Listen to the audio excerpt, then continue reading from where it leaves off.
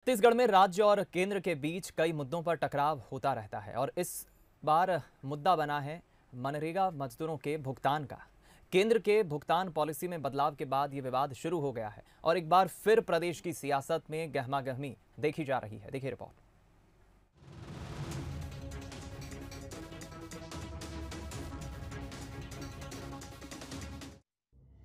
वैसे तो सियासत में संग्राम अक्सर देखने को मिलता है, सत्ता और विपक्ष अक्सर आमने सामने देखे जाते हैं, लेकिन यहाँ मामला जरा दूसरा है, जहाँ सरकार के सामने है।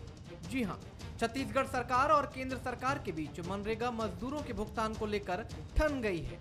दरअसल राज्य शासन के पंचायत एवं ग्रामीण विकास विभाग ने केंद्रीय ग्रामीण विकास मंत्रालय को पत्र लिखकर सभी वर्गों के श्रमिकों का मजदूरी भुगतान एक रूपता से किए जाने के लिए आवश्यक कार्रवाई करने का आग्रह किया है।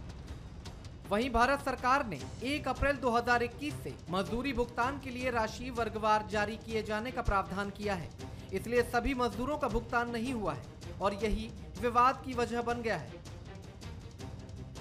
मनरेगा के लिए एक अजीब सा निर्णय और निर्देश केंद्र सरकार से आए कि 1 अप्रैल के बाद जितने मनरेगा के मजदूरों के भुगतान होंगे ये वर्ग के आधार पे होगा।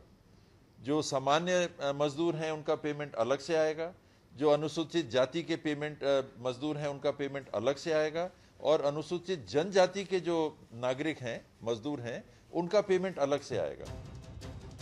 वहीं केंद्र सरकार पर आरोप के बाद बीजेपी भी कहां चुप बैठने वाली थी। मामले को लेकर बीजेपी की ओर से भी प्रतिक्रिया आई, जिसमें कहा गया है कि लोग अब इस तरह की राजनीति को समझने लगे हैं। ये जातिवाद के आधार पर हमेशा बात करते हैं और जातिवाद के आधार पर बंटवारा कर देते हैं।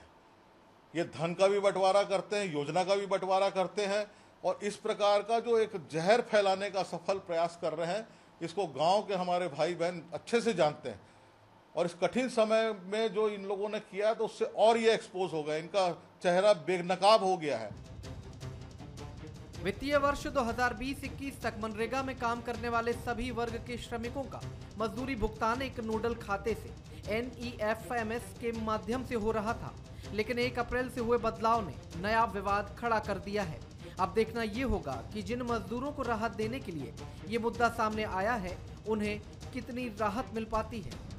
अभिषेक शुक्ल, बंसल न्यूज, रायपुर।